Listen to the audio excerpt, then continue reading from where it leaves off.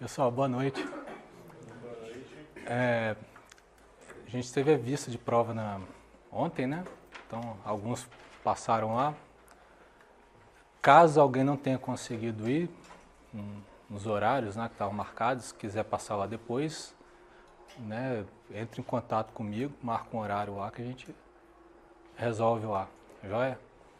Qualquer dúvida que tenha ficado lá, a gente resolve lá. Eu só peço para marcar com antecedência, para não chegar de surpresa lá, que às vezes na hora de chegar eu talvez não possa te atender, então aí fica chato, né? Aí eu passo por chato.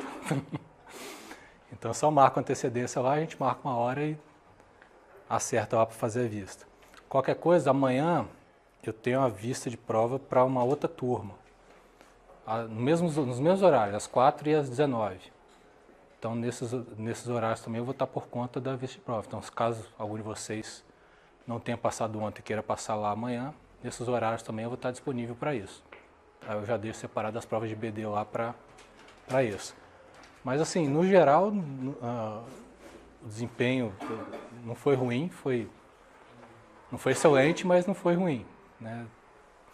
Mas já deu para identificar ali onde é que o pessoal está dando uma derrapada, né? Os conceitos que o pessoal está tendo mais dificuldade, então já identifiquei e já estou bolando umas estratégias aí para a gente dar um resgate nesse conteúdo aí para não deixar isso passar para frente. Aí esse conteúdo de hoje, né, dependendo da normalização, se a gente conseguir fechar hoje essa parte, a gente vai estar fechando o conteúdo para a segunda prova, com esses conceitos aqui. Então, minha expectativa é a gente conseguir fechar esse conteúdo hoje. Hoje vai ficar assim meio overload de informação, né, uma certa sobrecarga aí. Mas eu quero passar esses conceitos para depois a gente poder trabalhar com bastante atividade e exercício aí até o dia da prova.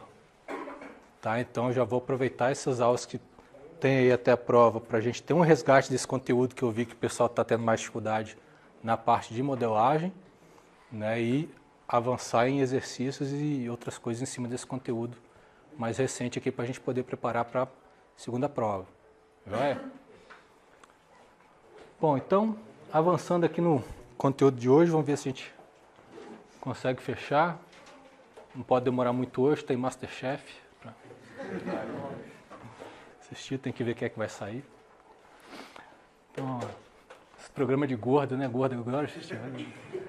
Pode ver, programa. Gente fazendo comida. Ah, beleza. Então, a nossa outline aqui para hoje.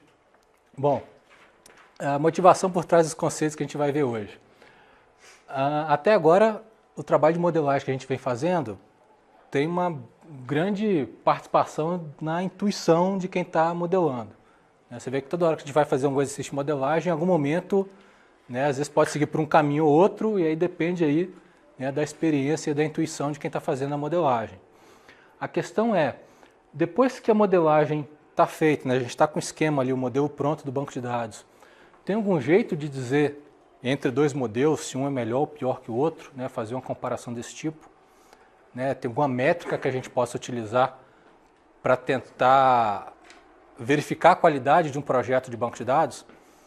Então, com esse tipo de questionamento é que os conceitos envolvendo essa parte de normalização de dados surgiram.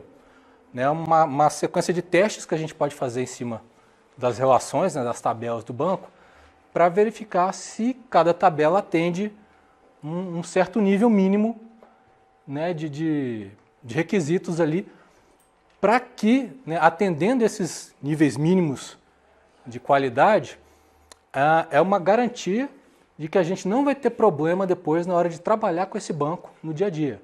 Uma série de problemas que a gente poderia ter, a gente está minimizando bastante a possibilidade deles acontecerem se o banco estiver de acordo com esses critérios de qualidade.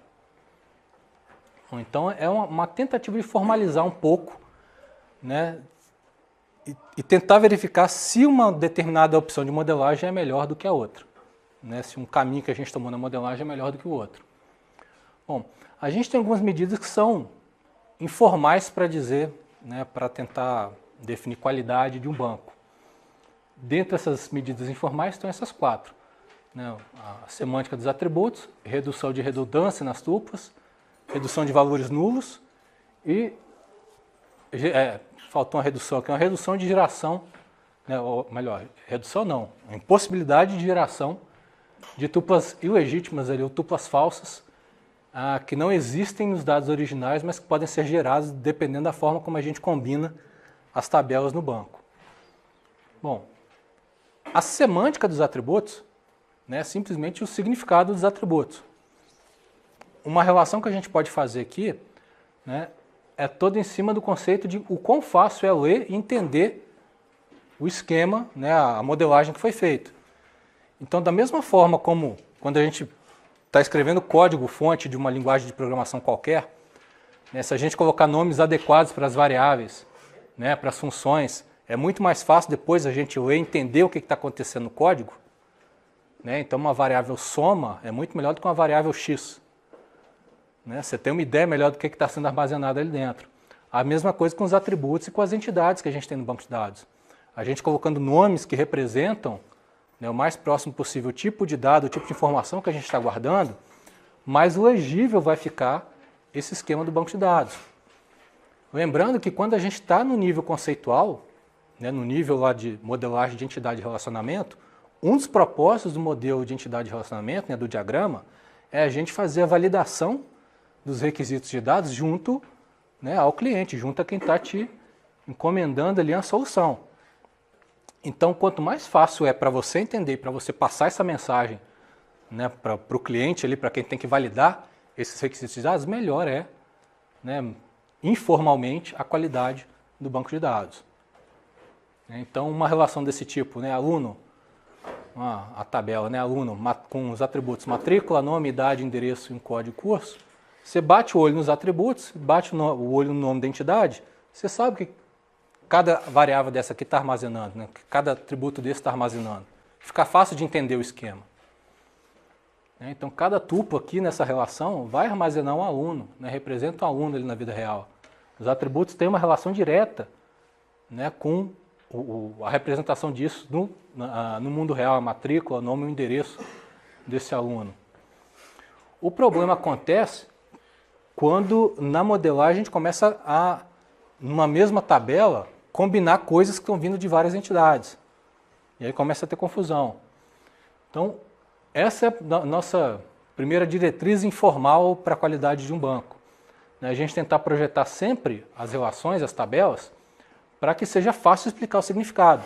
Ou seja, não combinar atributos que estão vindo de várias entidades ou de vários relacionamentos numa tabela só. Em situações não tem como. Quando a gente está fazendo tabelas de ligação, a gente pega o código de um código só para estabelecer ligação. Mas, né, não criar tabelas que são junções de mais de uma entidade no banco. Né, que você está agrupando coisas que têm representação de mais de uma coisa na modelagem que a gente está fazendo, no mundo real, equivalente à modelagem que a gente está fazendo. Então, quando uma tabela corresponde a uma única entidade ou a um único relacionamento, a interpretação dela fica mais direta. Eu falo, essa entidade aqui, essa tabela representa os elementos dessa entidade. Então eu sei o que está sendo armazenado ali. Ou essa tabela representa esse relacionamento. Agora, quando a gente começa a misturar várias entidades ou relacionamentos, né, numa mesma tabela, aí o negócio começa a complicar. E a gente começa a ter problema em relação a isso. Então imagina que alguém vai lá e, ao invés de criar entidades separadas, né, tabelas separadas para aluno e para curso, vai lá e cria uma tabela só para armazenar tanto os dados de aluno quanto os dados de curso. Aí coloca lá matrícula, nome, idade, endereço, código do curso, nome do curso. Né? O que vai acontecer é que a gente está misturando numa mesma tabela elementos que estão vindo de mais de uma entidade. Né? Acaba sendo uma violação dessa primeira diretriz. E aí a gente pode cair em situações, né, aqui o R que a gente está usando de modelo desde sempre, né, aquele R empresa, mas a gente pode cair em situações desse tipo. Imagina que a gente tenha, alguém tenha modelado lá uma tabela juntando funcionários e departamento numa tabelona só. Né, ao invés de fazer aquela modelagem, né, com isso separado. Né, departamento numa tabela, funcionário na outra. Alguém foi lá e juntou as duas, né, produziu um resultado, no modelo relacional, que é a junção dessas duas tabelas. O que acontece se a gente precisar armazenar os dados aqui do departamento correspondente aonde o funcionário trabalha? Como para cada funcionário eu tenho que armazenar em qual departamento ele está alocado, o que vai acontecer? Todos os funcionários de um mesmo departamento vão ter cópias dos dados do mesmo departamento. Então você vai ter que ficar repetindo a informação aqui de um mesmo departamento em várias linhas dessa tabela. Ao invés de eu ter, num projeto melhor, isso separado, eu teria essa informação num único local. Tanto que o nome do departamento de pesquisa, eu só tenho essa cópia aqui desse dado. Então, se eu precisar modificar o nome desse departamento, eu tenho um único local para fazer isso. Agora, se eu precisar modificar o nome do departamento de pesquisa numa tabela desse tipo, para cada linha onde aparece esse registro, esse dado, eu vou ter que ir lá e atualizar. Fora outros problemas que podem acontecer. Se eu tenho uma tabela juntando funcionário e projeto, uma coisa desse tipo. Redundância também, um monte de informação. O funcionário aqui, várias cópias dos dados, o nome do mesmo funcionário, nome do mesmo projeto acontecendo aqui várias vezes também, os locais desses projetos também aparecendo em vários locais. Então, em situações desse tipo, imagina que eu tenho que, como eu tenho uma tabela só para representar tanto funcionário quanto departamento, se eu vou inserir um novo departamento que não tem funcionário nenhum, eu vou ter que ir lá e inserir uma linha que só vai ter dados correspondentes para os atributos de departamento, não tem funcionário nenhum ainda, estou colocando um monte de valor nulo para dentro dessa tabela. E ficar gerando valores nulos não é uma coisa interessante em banco de dados. Então não é uma situação boa para a gente. Ou, se eu vou lá e apago alguns funcionários, que por um acaso são todos os meus funcionários de um determinado departamento, o que vai acontecer? Esse departamento vai embora, vai deixar de existir. E as cópias dele estão todas aqui espalhadas. Se eu apago todos os funcionários daquele departamento, eu deixo de ter aquele departamento também. Não vou ter mais nenhuma informação do departamento de administração aqui para contar a história. Então, outro problema que pode acontecer. Às vezes a intenção era só apagar os funcionários, não o departamento. E o exemplo que eu adiantei para vocês, no caso de modificação. Se eu vou modificar, por exemplo, o nome ou o gerente de um determinado departamento, eu vou ter que sair procurando todas as linhas onde aquela informação está armazenada e modificar em todas elas. Então, é um trabalho desnecessário, trabalho a mais que eu estou tendo por causa de um mau projeto de banco de dados. Bom, então, uma segunda diretriz é a gente projetar esse banco de forma que esse tipo de anomalia de inserção, exclusão, modificação não aconteça. Ou seja, se houver necessidade de manter alguma anomalia, possivelmente algum tipo de redundância ali, que ela seja controlada. Você vai documentar isso e vai indicar exatamente, nessa tabela, esse dado aqui tem uma cópia dos dados que estão vindo de não sei aonde, e eu estou mantendo essa cópia aqui por isso, isso e isso. Geralmente por questões de desempenho. Às vezes uma determinada consulta lá, às vezes você cria uma cópia de uns dados para você não ter que fazer junção de tabelas que às vezes são muito volumosas. Às vezes você coloca uma cópia já próxima da tabela que você está fazendo mais consultas, e aí às vezes por questões de desempenho você mantém um certo grau de redundância ali. Então nesse sentido pode ser justificável, mas se for necessário, deixar muito bem documentado para todo mundo que for acessar essa tabela, fique ciente que ali existe um certo grau de redundância e as operações que sejam feitas levem isso em consideração. Bom, uma terceira diretriz é a gente tentar ao máximo evitar que valores nulos apareçam sem necessidade no banco de dados. Valores nulos em banco, eu já falei em algumas oportunidades para vocês, não tem uma interpretação certa para quando a gente encontra o valor nulo. A gente não sabe exatamente o que a gente pode considerar. Pode ser que o valor a gente não conheça, pode ser que o valor não se aplique para aquele registro específico, não tem uma interpretação certa. A gente tem que tentar verificar ali no contexto por que aquele valor nulo está aparecendo lá. Então, quase sempre, quando a gente tem valores nulos, a gente não tem um comportamento padrão para tratar todos os nulos de forma igual. Às vezes, numa mesma tabela, para um registro nulo representa uma coisa, para um outro registro é uma coisa diferente. Então, a gente tem que tomar muito cuidado com valores nulos nas tabelas. Mas, se for inevitável, tentar garantir que os valores nulos são as exceções e não a regra. Né? Assim, são casos que apareçam ali, mas é a minoria na tabela ou no banco, não a maioria dos dados aparecendo com valor nulo. Se a maioria está aparecendo com valor nulo, alguma coisa foi projetada errada ali. Você tem que fazer algum ajuste. Então, nessas tabelinhas aparecendo homenagem à Bahia, né, a gente tem um exemplo do que seria a quarta diretriz informal para qualidade no banco de dados, que é a possibilidade de geração de tuplas inválidas. Quando é que esse tipo de situação pode acontecer? Imagina que a gente tem uma tabela original aqui, que seria a junção aqui de funcionário e projeto. Foi feita uma partição nessa tabela, pegando aqui os atributos, né, nome do funcionário e local do projeto, né, representado aqui nas cores correspondentes aqui, verdinho e vermelho.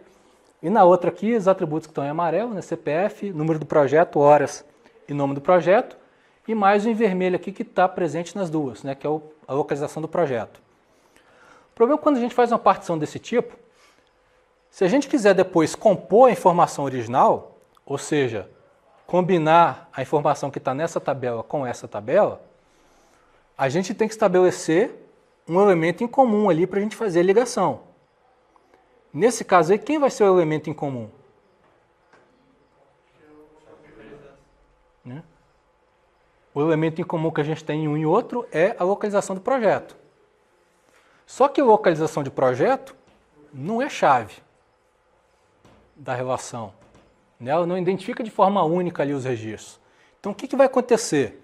Como eu posso ter valores duplicados aqui, na hora que eu for combinar uma tabela com a outra, cada valor na primeira tabela vai se combinar com todos os valores correspondentes que ele encontrar na segunda tabela. Então, nesse processo, como isso aqui não garante, né, que a identificação é única, eu vou combinar tuplas ali que não deveriam ser combinadas, que não estão presentes nessa informação original. Vai gerar combinações ali que não existem. E aí vai gerar um resultado desse tipo aqui. Tudo que está marcado aqui são linhas, são registros que não fazem parte da minha tabela original. Mas que se eu combinar essas duas tabelas, usando o elemento em comum que eles têm, que é a localização dos projetos, eu vou gerar um monte de combinação inválida, ou seja, um monte de linhas que são falsas, um monte de registro que é falso no banco de dados. Então, as combinações que a gente pode fazer entre tabelas têm que ser sempre baseadas nos pares chave primária, chave estrangeira correspondente. E as junções, a gente chama de junção natural que a gente faz entre as duas tabelas, sempre com par chave primária, chave estrangeira, para evitar essa situação de geração de linhas inválidas no banco. Tá? Então, essa é a quarta diretriz informal. Né? Projetar as relações de forma que as junções vão ser sempre feitas em cima de chave primária estrangeira.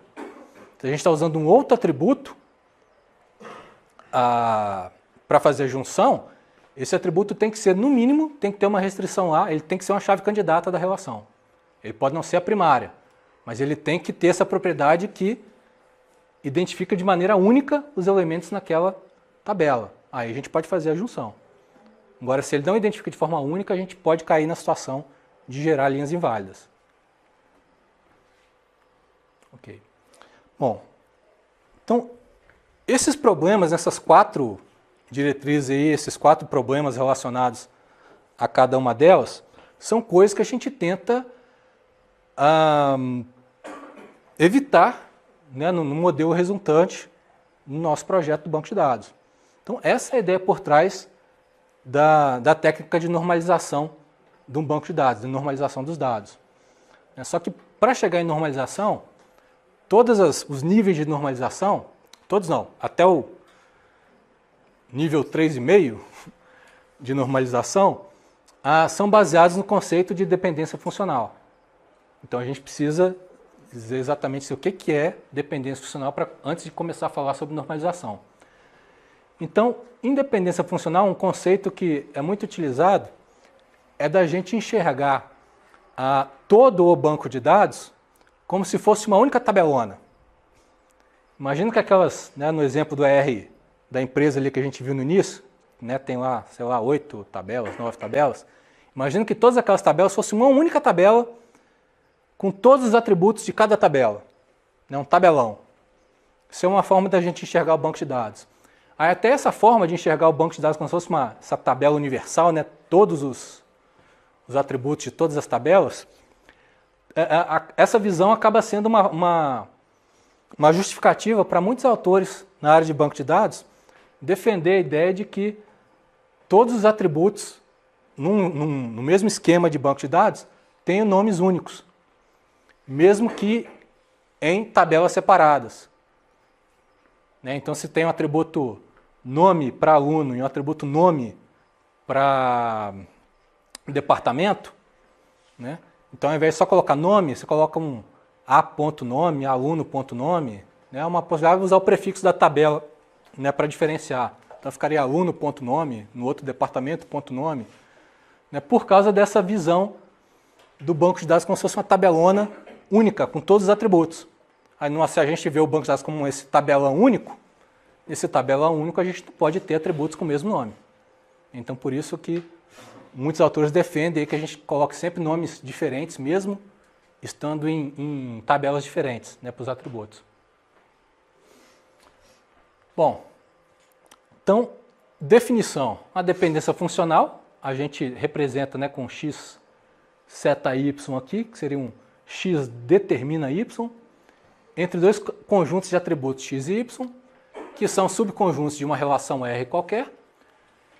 E essa dependência funcional especifica uma restrição na forma como as tuplas podem formar, né, um estado da relação R.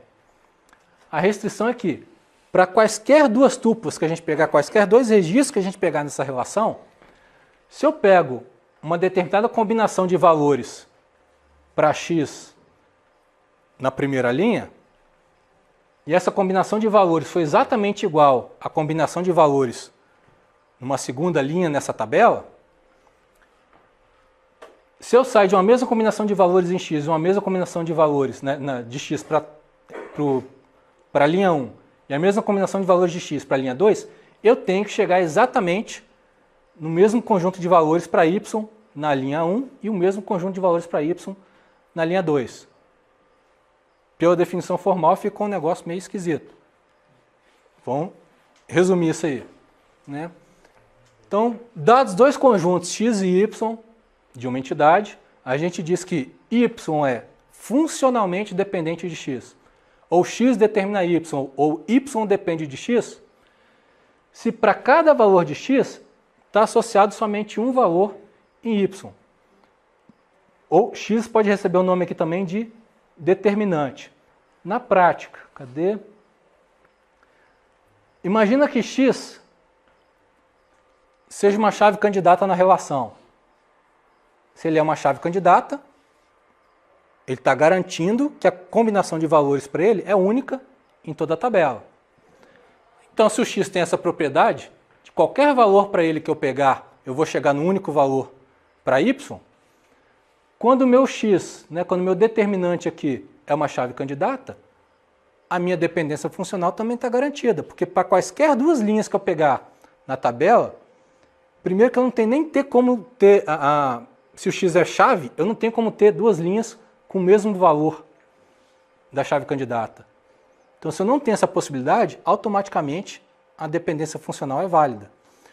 Quando é que não vai ser válida? Quando eu pegar duas combinações de valores, para o meu lado esquerdo ali da dependência funcional, né, no papel do x, e para essa mesma combinação de valores, eu vou chegar em valores diferentes do lado direito, né, no conjunto de atributos que representa o y. Como é que isso funciona? Um exemplo de uma tabelinha aqui, 3 registros. Aí a pergunta é, o curso ele determina a matrícula? Isso é uma dependência funcional válida? O que a gente vai ver? se a combinação de valores aqui do lado esquerdo, no caso só tem um atributo, curso, se para cada valor que eu pego aqui, eu estou chegando no mesmo, né, para valores idênticos, eu tenho que chegar no mesmo valor de matrícula. Então aqui eu tenho a situação, ó, código do curso 500, eu chego na matrícula 100. O mesmo código de curso 500, eu chego numa matrícula diferente, 200. Isso não pode acontecer, isso viola a minha dependência funcional. Para os mesmos valores do lado esquerdo, eu estou chegando em valores diferentes do lado direito. Então não posso dizer que curso determina matrícula. Ou seja, se eu tenho um valor de curso, eu não tenho certeza em qual matrícula eu vou chegar. Eu posso chegar em mais de uma. Então essa dependência funcional não é válida. Um outro exemplo, a matrícula determina o curso?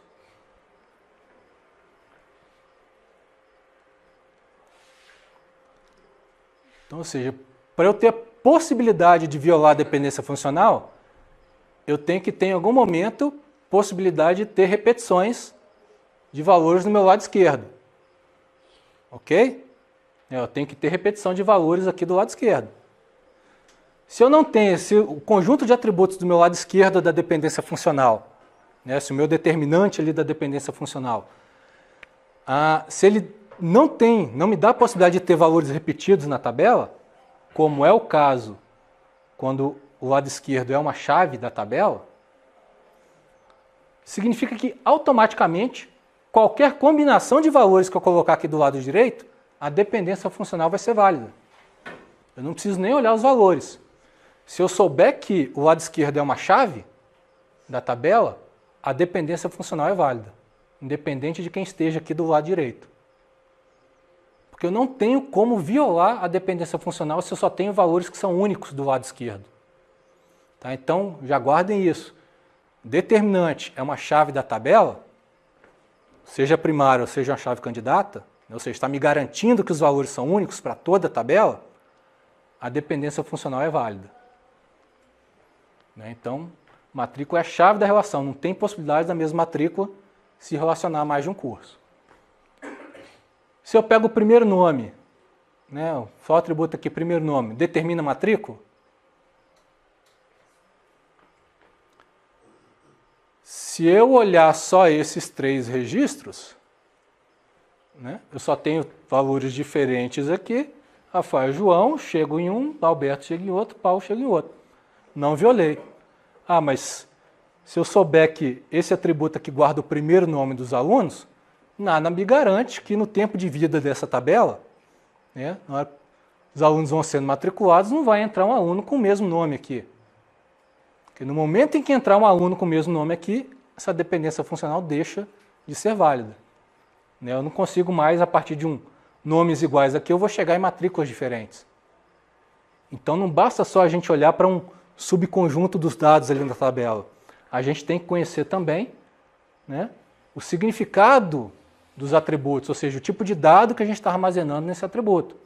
Então, se eu sei que isso aqui representa primeiros nomes, né, dos alunos, eu sei que uma hora eu vou ter aluno com primeiros nomes iguais.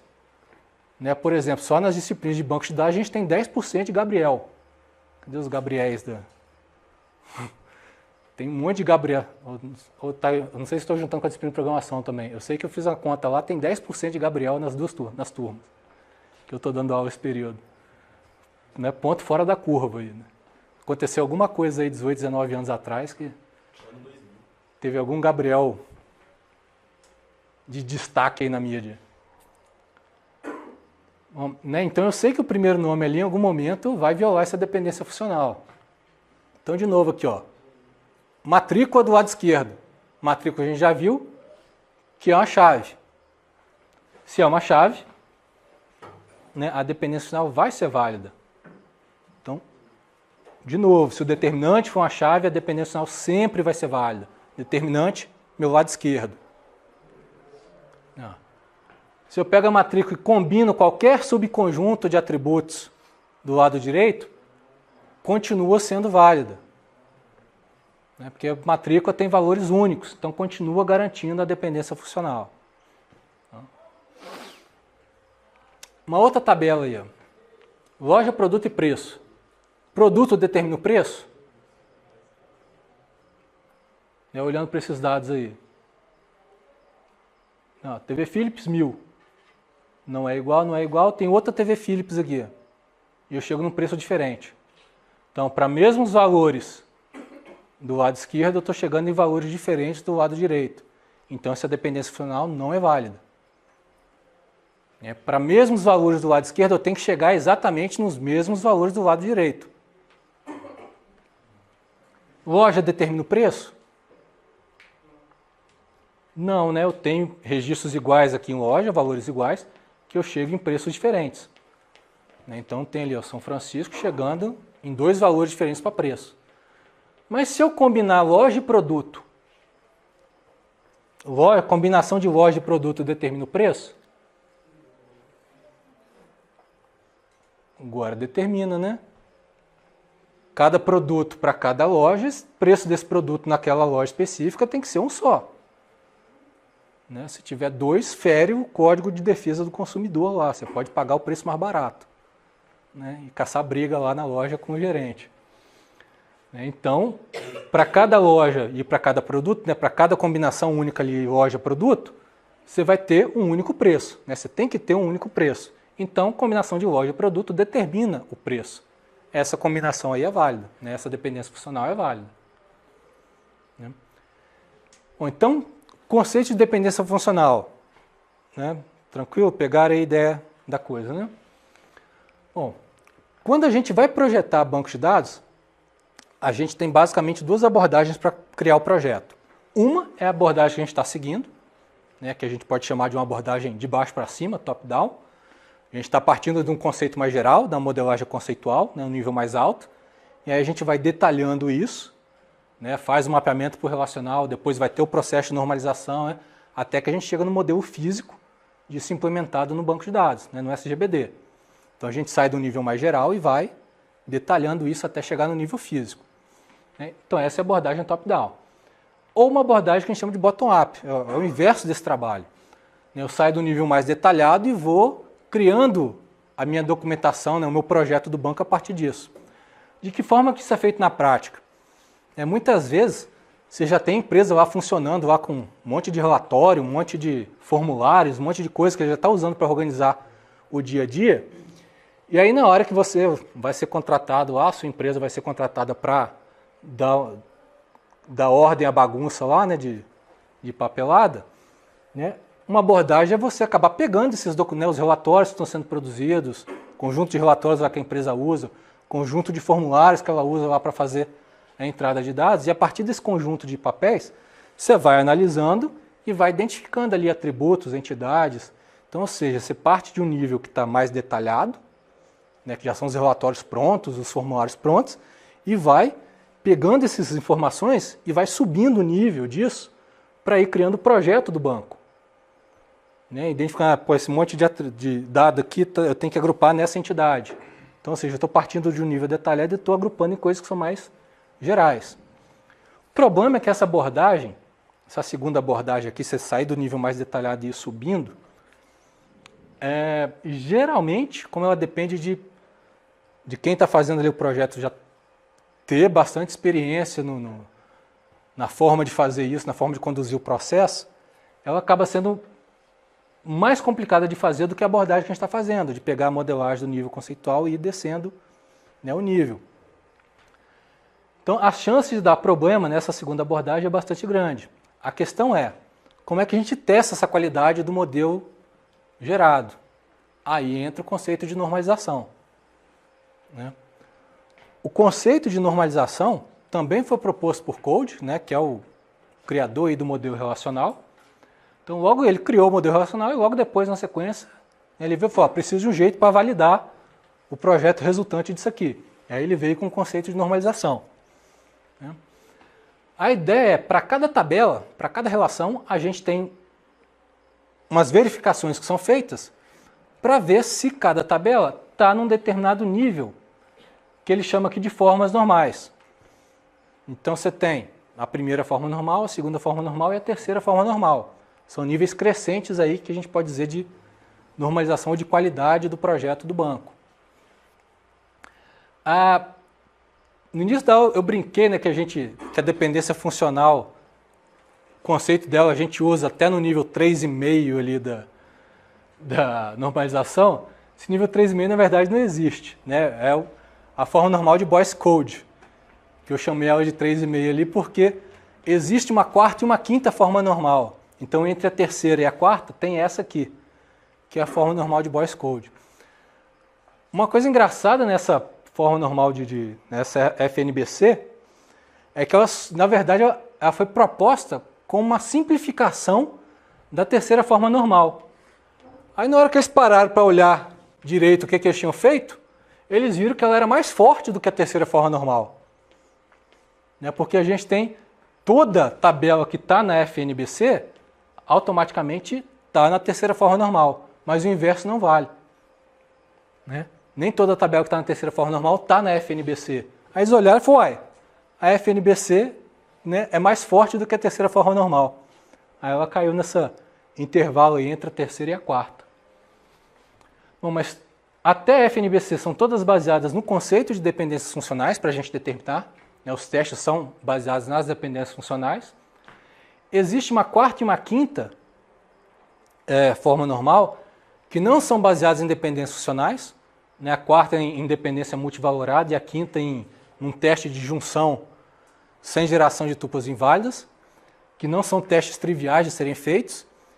E aí a quarta e a quinta forma normal, elas acabam sendo raramente utilizadas, porque como o teste é muito mais complicado para elas do que até o teste da FNBC, e digamos que o ganho que a gente tem para chegar à quarta ou à quinta acaba sendo pequeno em relação ao esforço que é para você adequar o projeto à quarta e à quinta forma normal, elas acabam na prática não sendo utilizadas, ou muito, mas muito raramente utilizadas. Então projetos comerciais, qualquer projeto que vocês pegarem de banco de dados, eles vão estar pelo menos na terceira forma normal. Ou, se tiver avançar um pouquinho, vai estar na forma normal de Boyce Code. Bom, então a ideia é que a gente colocando um projeto do banco de dados com todas as tabelas, pelo menos na terceira forma normal, aqueles problemas que a gente viu no início da aula, de anomalia de inclusão, exclusão, atualização, geração de valor nulo, geração de tupla inválida, aquilo lá não vai acontecer no banco de dados. Então a gente colocando em pelo menos na terceira forma normal, a gente está garantindo que o projeto do banco de dados pelo menos não vai ter aquele tipo de problema. Bom, então na normalização, é um processo que a gente vai fazer nas relações, nas tabelas, testando as dependências funcionais e as chaves primárias e chaves candidatas para a gente eliminar aqueles problemas, né, de criação de redundância nas tabelas e essas anomalias de inserção, exclusão e atualização. Quando a gente diz a forma normal de uma tabela, a forma normal de um banco de dados, a forma normal de um esquema de um banco de dados, ele é determinado pelo grau da forma normal da tabela de menor nível. Então você pode ter um banco de dados com 20 tabelas, você tem 19 tabelas que estão na terceira forma normal, e aí você tem uma tabela na segunda forma normal. Então seu banco de dados está na segunda forma normal. Entendeu? Então, a forma normal do seu banco de dados como um todo é determinado pela tabela, né, pela menor forma normal da tabela contida nesse banco. Então, para você garantir que o banco está na terceira forma normal, todas as tabelas têm que estar na terceira forma normal. Ok. Bom, então, vamos ver o que são essas formas normais. Aí, lembrando, quando o Code criou essa definição das formas normais, vão lembrar que o modelo relacional estava no forno, estava saindo. Então, alguns conceitos que para a gente hoje já são solidificados, o negócio estava meio nebuloso na época. Então, a primeira forma normal é um exemplo disso. Né? Ela diz que o domínio de todos os atributos só pode ter valores atômicos. Ela fala, mas aí isso a gente viu que no processo de mapeamento do ER para o relacional, a gente já cuida disso.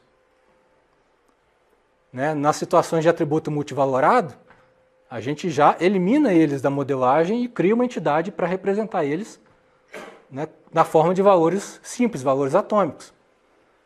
Né, valores que a gente não pode dividir. Então, se o meu banco de dados já está no modelo relacional, ele automaticamente está na primeira forma normal, né? Já atende os conceitos da primeira forma normal. Então, se a gente fez um mapeamento correto lá do AR para o relacional, a gente já está garantindo a primeira forma normal para esse banco. Mas vamos imaginar que fosse possível a gente fazer alguma coisa desse tipo, né? Um atributo lá, a gente colocar vários valores ali, no local de um mesmo atributo. A forma da gente corrigir isso é a forma como a gente faz o mapeamento. Então, se isso aqui é um atributo multivalorado, o que a gente faz? Pega aquele atributo multivalorado, cria uma tabela separada para ele, e a chave dessa tabela separada do atributo multivalorado vai ser a combinação da chave primária da tabela onde ele estava, mais o próprio valor dele, né, os próprios possíveis valores dele. Então, essa, né, a forma como a gente faz o mapeamento é a forma como a gente adequa um banco de dados à primeira forma normal. A gente teria umas outras possibilidades, né, se isso aqui fosse possível. Né, uma delas seria, por exemplo, eu vou pegar a chave primária, que era só o D número aqui, e vou incluir também o D local para fazer parte da chave. E colocar só valores atômicos ali, onde o par de D número e D local é único. Só que com isso, o que você vai precisar fazer? Se esse registro aqui pesquisa tem 3 localizações, você vai ter que criar uma linha para cada uma dessas localizações. Não é um negócio legal porque você está gerando redundância de dados aqui, desnecessário. Uma outra possibilidade ainda seria, né, se eu sei que eu só posso ter que no máximo 3 localizações, eu vou lá e crio 3 atributos ali, um para cada localização, para armazenar. Só que se a situação do seu banco for a maioria dos registros, né, a maioria dos departamentos não ter 3 locais, você vai cair numa situação desse tipo. Um monte de valor nulo aparecendo no seu banco de dados. Então também não é uma saída interessante para a gente deixar o banco na primeira forma normal fazendo esse tipo de estratégia. Então, ou seja, isso aqui não é um mapeamento legal para a gente tratar de atributo multivalorado. Então, primeira forma normal, cada atributo eu só posso armazenar um único valor. Então, se eu estou no modelo relacional, eu já estou garantindo a primeira forma normal. Segunda forma normal, ela está baseada no conceito de dependência funcional total, né, total e parcial. Então, uma dependência funcional, né, x determina y, ela é total, se qualquer atributo que eu tirar do meu conjunto x ali, torna a dependência funcional inválida. Ou seja, ela perde a propriedade lá de identificar de forma única o meu lado direito. Um outro conceito que a gente vai precisar é de atributo primário. Atributo primário para a gente é qualquer atributo que não faça parte de nenhuma chave candidata na tabela. Então, se o atributo combinado com outro ali pode ser usado como uma chave, ele é um atributo primário. Então, qualquer atributo que não faz parte de nenhuma chave candidata na tabela, eu vou chamar ele... Qualquer atributo que faça parte de alguma chave candidata na tabela, eu vou chamar de primário. E os outros são atributos normais. Bom, então, uma relação, né, uma tabela, ela está na segunda forma normal se todo atributo não primário, ou seja, todo atributo que não faz parte de nenhuma chave, tem dependência funcional total em relação às chaves. Isso significa que, na segunda forma normal, todo atributo não primário, ou seja, todo atributo que não faz parte de uma chave, se o determinante dele é uma chave, tem que ser a chave inteira, e não parte da chave, e não só um pedaço da chave. Como é que isso vai aparecer? Imagina essa relação aqui, né? Funcionário projeto, CPF, projeto número, onde CPF, projeto número, a combinação dos dois é a chave primária aqui da tabela, né? A chave da tabela. Aí você tem aqui horas, primeiro nome, nome do projeto e local do projeto. Essa representação em linhas aqui é uma forma gráfica da gente ver as dependências funcionais.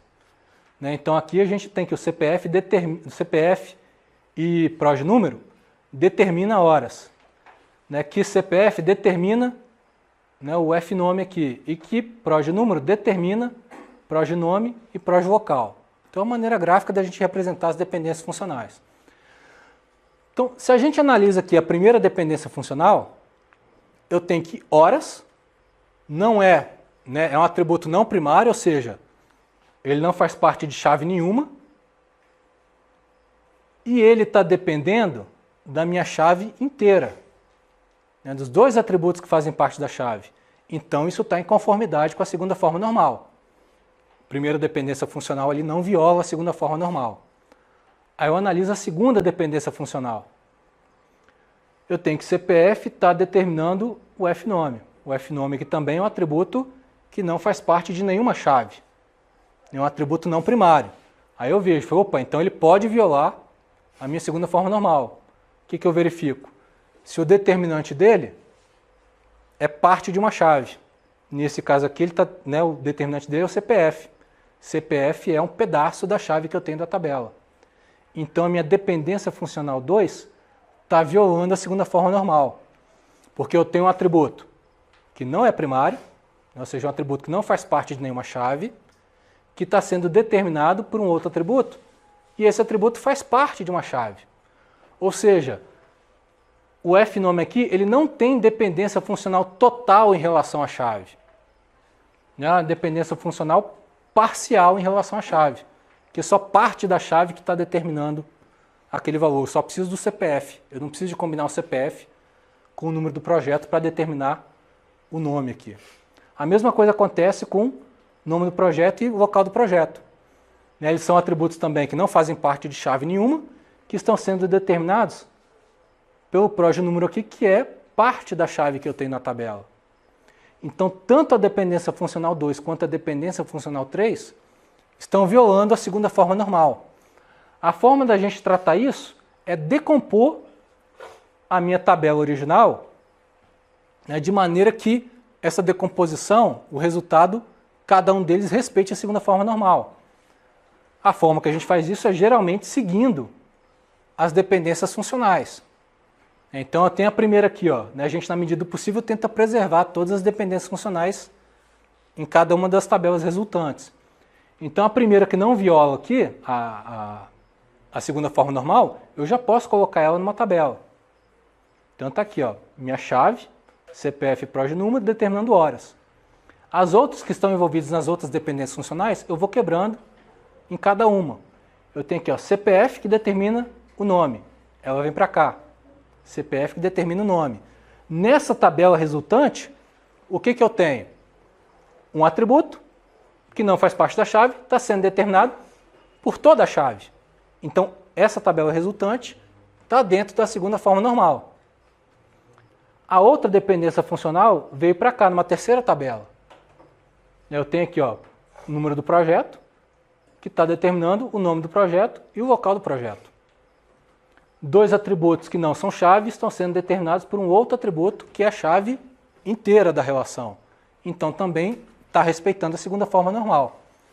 Então, uma tabela que não estava dentro da segunda forma normal acabou me gerando aqui 3 tabelas, agora as 3 estão dentro da segunda forma normal. Então, meu esquema do banco de dados vai substituir essa tabela por essas 3, né, para garantir que elas estão na segunda forma normal. Ok. Bom, então, teste da segunda forma normal, para cada dependência funcional que eu verifico na tabela, para cada lado direito, né, para cada, né, no x determina y, para cada y lá, conjunto y, né, ou seja, para cada setinha que está chegando, se esse atributo não fizer parte de nenhuma chave, eu verifico se o determinante dele é minha chave completa ou não. Se for só um pedaço da chave, aquela dependência funcional está violando. E aí você tem que tratar isso decompondo a relação. Bom, a terceira forma normal, ela está relacionada com o conceito de dependência funcional transitiva. O que é isso? Se uma dependência funcional x determina y, né, numa tabela R qualquer, a gente diz que x tem uma dependência funcional transitiva em relação a y Se eu tenho um conjunto de atributos que pode fazer o meio de campo entre x e y.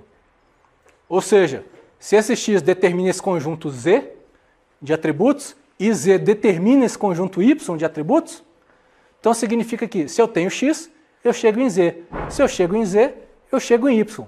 Então, transitivamente, de x eu consigo chegar em Y, passando por Z. Então, se eu tenho essas condições, eu digo que existe uma dependência transitiva aqui de x em relação a y. Então, o esquema vai estar, a tabela vai estar na terceira forma normal se tiver na segunda forma normal e nenhum atributo não primário, ou seja, nenhum atributo que não faz parte de chave, for transitivamente dependente da chave. Na prática, é o seguinte: a tabela vai estar na terceira forma normal se, para todas as dependências funcionais existentes para essa tabela, no formato aqui de x determina y, tem que acontecer uma dessas situações. Por isso o ou aqui, grandão. Uma delas já basta para garantir a terceira forma normal. Então, ou x é uma superchave, então, ou seja, meu lado esquerdo é uma superchave. O que é uma superchave? Cri, cri, cri. Uma chave que voa. Uma chave à prova de balas. Lembra lá, é o mesmo conceito de superconjunto. Você tem um conjunto, um superconjunto é um conjunto que engloba esse outro conjunto. Então, uma superchave, ela é um conjunto de atributos que ali dentro você tem uma chave e outros atributos. Então, você tem alguns atributos ali que podem ser retirados, mas aí você tem um subconjunto que você tem a chave ali dentro. Uma chave para a gente, uma chave primária, uma chave candidata, é uma superchave mínima. Ou seja, não tem nenhum atributo que eu possa tirar dali sem perder a propriedade de chave. Agora, a partir de uma chave primária, ou de uma chave candidata, qualquer outro atributo que eu adiciono a essa combinação de valores, eu continuo tendo combinações únicas. Porque só a combinação de valores da chave já me garante que ela é única. Então, qualquer outro valor que eu vou adicionando, eu continuo tendo uma chave. Só que nesse caso é uma superchave, porque é um superconjunto em relação à minha chave mínima, em relação à chave primária. Ok? Então, x vai ser uma superchave, ou seja, dentro aqui do conjunto de atributos x, eu tenho que ter uma chave completa, uma chave completa da relação. Pode ser a chave completa mais outros atributos, mas se a chave completa estiver no x, já está me garantindo. Ou o y é um atributo primário da tabela, ou seja, o y tem aqui algum atributo que faça parte de alguma chave candidata na minha tabela. Então, se qualquer uma dessas duas propriedades aqui for satisfeita, a minha tabela está na terceira forma normal. Ok? Inclusive, essa restrição B aqui, da terceira forma normal, é justamente o que é eliminado para a forma normal de Boyce Code. Ela deixa só essa restrição aqui, x tem que ser superchave. Aí a gente vai ver o que isso implica. Então, um exemplo aqui da terceira forma normal. Eu tenho o CPF aqui. Se o CPF é uma chave, ele determina todos os outros atributos da tabela, são válidas. É uma dependência funcional válida. E eu tenho aqui um número, um dnúmero, que determina um dnome e um CPF gerente. Então, o que está acontecendo aí? Eu tenho um CPF, eu não tenho uma dependência transitiva aqui, eu tenho o CPF que determina dnúmero. Eu tenho dnúmero que determina outras coisas. Então, do CPF eu chego em um e desse um eu chego em outros. E no caso, esse atributo, a minha segunda dependência funcional aqui, dnúmero determina dnome, CPF gerente, se a gente testar, o dnúmero não é chave dessa relação. Não é superchave dessa relação, ele não faz parte. O dnúmero não contém uma chave da relação. Então, perdemos a primeira propriedade ali. E a segunda propriedade seria se do meu lado y fosse um atributo primário. Também não é. Dnome CPF gerente não faz parte de nenhuma chave. Então, como eu não tenho nenhuma das condições apresentadas, a tabela está na terceira forma normal, essa dependência funcional está violando a terceira forma normal. Então, o que a gente vai fazer? Vai decompor ela numa nova tabela. Então, o que a gente vai pegar os atributos que estão envolvidos nela e vai jogar para uma segunda tabela. Então, a gente mantém aqui, né, os atributos da tabela original aqui. CPF, FNOME, data de nascimento, endereço e DNúmero. Eu tenho que manter o DNúmero porque é meu elemento de ligação entre as duas, para eu conseguir juntar a informação original depois, né? E essa segunda dependência funcional que viola a terceira forma normal dá origem a uma outra tabela, onde o determinante dela, o meu lado esquerdo, vai ser a chave primária dessa nova tabela, né? E a gente tem os outros atributos que estão envolvidos. Então, agora eu tenho o quê? Né? Aqui ficou só a primeira dependência funcional, CPF, que é o código da chave primária, é o determinante. Então, automaticamente aqui eu estou na terceira forma normal, né? Porque o meu lado esquerdo, o meu x, é chave da relação. Então já garantiu uma das propriedades aqui, ó, o x é chave da relação. Garantiu uma delas, está na terceira forma normal. Então, a minha primeira tabela resultante está na terceira forma normal, a segunda tabela resultante é a mesma coisa. Eu tenho só essa dependência funcional, onde o meu lado x aqui, o meu determinante, é chave da relação. Então já garantiu também que está na terceira forma normal. Então uma tabela que não estava na terceira forma normal deu origem, nesse caso aqui, a duas, e agora as duas estão na terceira forma normal. Bom, a forma normal de Boyce Code,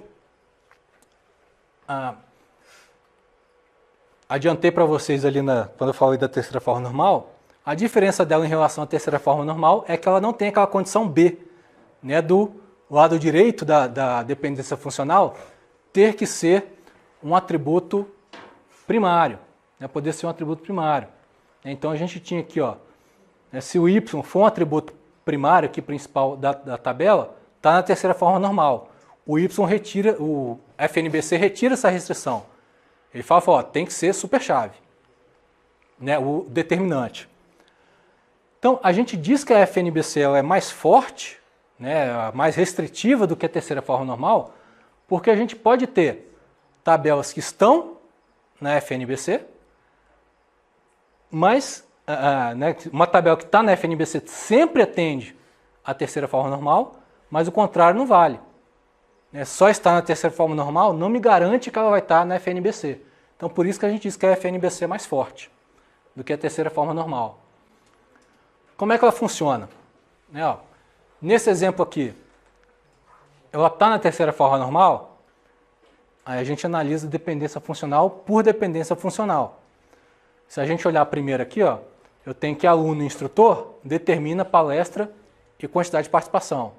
Na segunda, aluno e palestra determinam instrutor e quantidade de participação. Como essas duas primeiras dependências funcionais estão envolvendo todos os atributos da tabela, eu posso dizer que os dois determinantes delas são chaves candidatas. Porque se eu combinar o valor desses dois, eu consigo determinar os outros. Se eu combinar o valor desses dois, eu consigo determinar os outros. Então eu tenho duas chaves candidatas aí, pelo menos.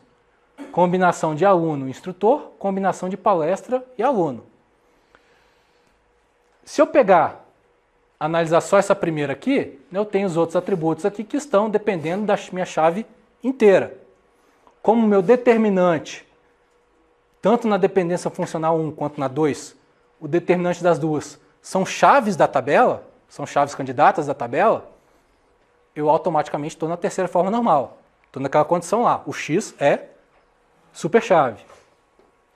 Então, aluno e instrutor é chave, então essa dependência funcional que vale. Palestra e aluno, né, meu determinante aqui, meu lado esquerdo, são chave candidata dessa tabela, então essa dependência funcional aqui também é válida e está na terceira forma normal. Agora, instrutor e palestra, o que eu tenho aqui? Eu tenho instrutor, que está determinando a palestra. O problema é que palestra, né, primeiro, instrutor não atende àquela primeira condição. Instrutor sozinho não é chave da relação. Então, ou seja, o meu determinante aqui nessa terceira forma normal não é superchave da tabela. Não é uma chave da tabela. Aí eu testo a segunda condição. O meu, né, lado direito é um atributo primário? Aí eu olho aqui, eu falo, meu atributo, meu lado direito da dependência funcional é palestra. Palestra faz parte de uma das chaves candidatas da tabela. Então, palestra é um atributo primário. Então, por ele ser atributo primário, essa dependência funcional aqui não viola a terceira forma normal. Então, essa tabela está em conformidade com a terceira forma normal. A questão é que ela não está em conformidade com a forma normal de Boyce Code. Porque a forma normal de Boyce Code diz que, obrigatoriamente, o lado esquerdo da dependência funcional tem que ser uma superchave, tem que ser uma chave da tabela. Instrutor sozinho não é chave da tabela, né? Não é uma superchave aqui da relação. Então eu estou violando a forma normal de Boyce Code. Então esse é um exemplo, né, para mostrar que eu posso ter tabelas que não estão, né, que estão na terceira forma normal, mas que não estão na FNBC, na forma normal de Boyce Code. E é por isso que a gente diz que ela é mais forte do que a terceira forma normal. Então, a maneira da gente tratar isso é do mesmo jeito. A gente vai decompor a relação. De que forma? Né? Uma maneira é essa aqui. Aluno e instrutor. Eu tenho duas chaves candidatas aqui na tabela. Eu poderia particionar essa tabela pela chave aqui aluno e instrutor ou pela outra aqui palestra e aluno. Por que eu optei por separar, mantendo a chave primária aqui, a chave aluno e instrutor junto, ao invés de palestra e aluno? A minha outra tabela teria que ser essa aqui, instrutor, palestra.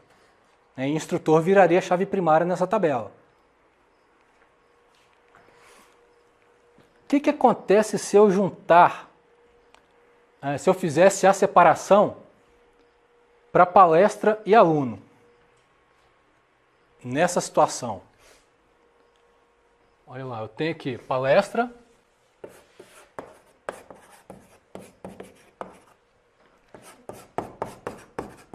aluno e quantidade de participação. Ok. Palestra P1, P1, P2. Alunos 1, 1, 2, 2, 2, 2, 1, 1. Quantidade ali.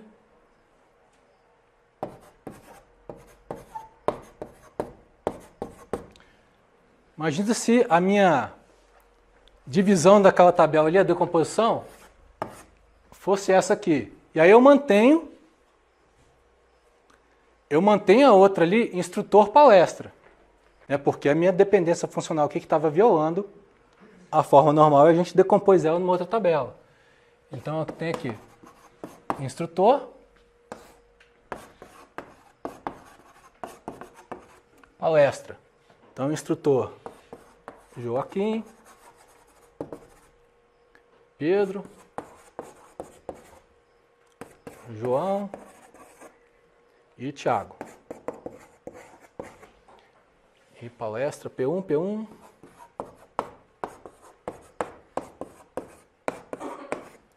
Ok, tenho as tabelas particionadas. Né? Só que ao invés de particionar aqui pelo aluno instrutor, a minha primeira dependência aqui, eu particionei pela outra dependência, palestra e aluno.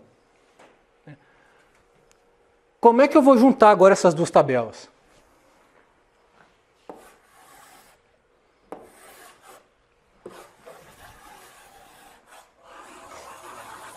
Se eu precisar recuperar a informação original, né, lembra, a junção, a ligação é feita com elementos em comum que eu tenho nas tabelas.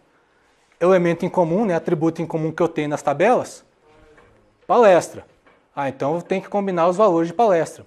Só que a minha junção em banco de dados, quando eu faço essa junção, essa combinação dos valores entre as tabelas, para cada elemento aqui, se meu elemento de junção é palestra, para esse elemento aqui P1, eu vou achar as combinações na outra tabela e vou combinar as linhas. Então, P1, eu vou combinar com esses dois valores que ele vai encontrar do outro lado. Então, ele vai fazer uma combinação entre essas duas linhas. Então, você vai ter instrutor Joaquim relacionado aqui, palestra 1 para o aluno 10 participantes. Mas você também vai ter o Joaquim da palestra P1 relacionado ao aluno 2222 com quantidade de participação 10. Existe essa relação ali do Joaquim com o aluno 2222? Não tem, eu estou criando uma linha falsa, uma linha inválida no meu banco de dados. Então, ou seja, essa partição não funcionaria no meu esquema resultante. Por que isso aqui funciona? Quem é meu elemento de ligação? Né? Nessa tabela com essa. Qual é meu atributo de ligação entre as duas? Instrutor. Instrutor é chave primária nessa tabela. Se ele é chave primária nessa tabela, ele está garantindo que só vai ter valores únicos aqui. Se só vou ter valores únicos aqui, na hora que eu combinar com outro, nesse caso aqui, esse instrutor agora está fazendo um papel de chave estrangeira em relação a esse, estou combinando, estou ligando duas tabelas usando o par chave primária, chave estrangeira. Quando eu uso o par chave primária, chave estrangeira, a junção é feita de forma correta. Então não vai acontecer essa situação de geração de linhas inválidas no banco de dados. Tá? Então esse é um cuidado na hora de fazer a decomposição ali das tabelas, né, para que a decomposição a gente não caia numa situação dessa. Né, na hora que eu decompor aqui, eu sei que essa aqui, o instrutor, vai aparecer aqui como chave, eu tenho que garantir que na outra tabela, né, a tabela que faça parte aqui da outra, a chave primária, de alguma forma eu consiga ligar com esse cara aqui. Eu não vou ligar com palestra, eu vou ligar pelo instrutor. Beleza. Quando que a forma normal de Boyce Code vai ser necessária? Situações desse tipo, do exemplo anterior.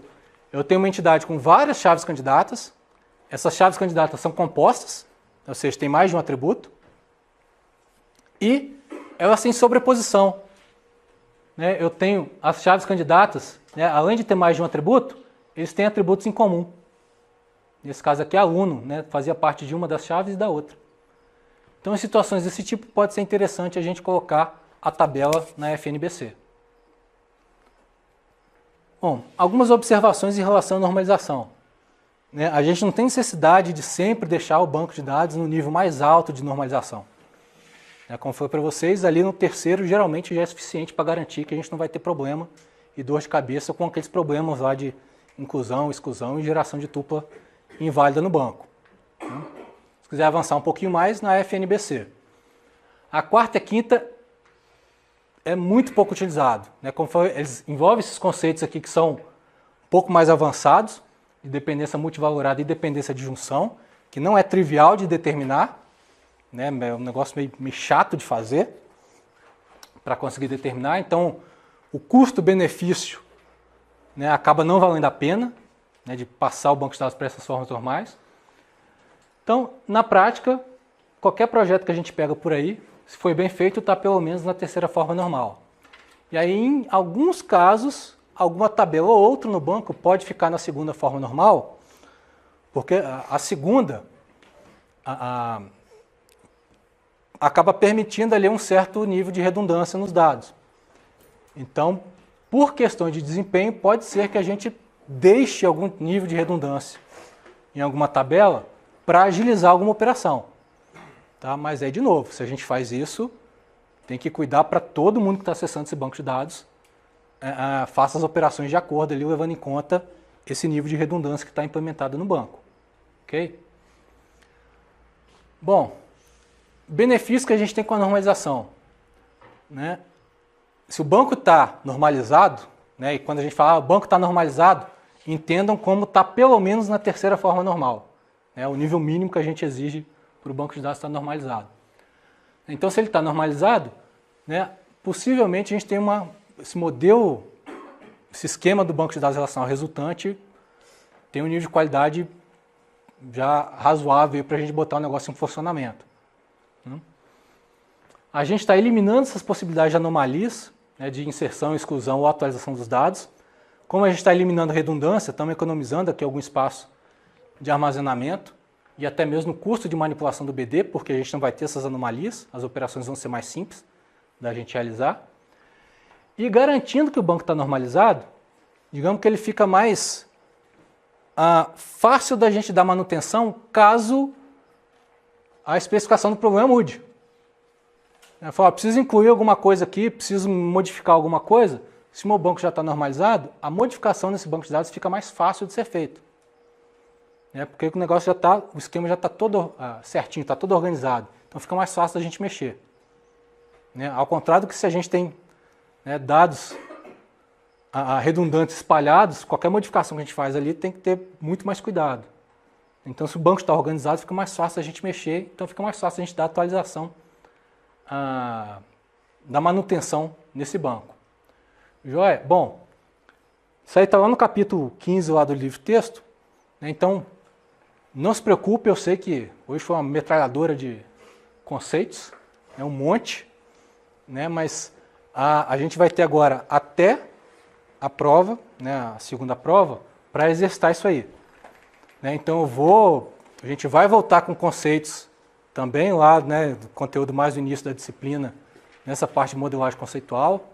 Então eu já levantei lá o que o pessoal está derrapando ali a partir da correção das provas. Então eu vi ali o que a gente precisa trabalhar mais. Então a gente vai exercitar bastante esses conceitos aí, aquele do início e mais esses do final, para o pessoal todo chegar afiadinho aí para P2. Tá joia? Então, reforçando, amanhã, das 4 às 6 e das 19 às 21, eu estou com horário reservado de vista de prova para uma outra turma.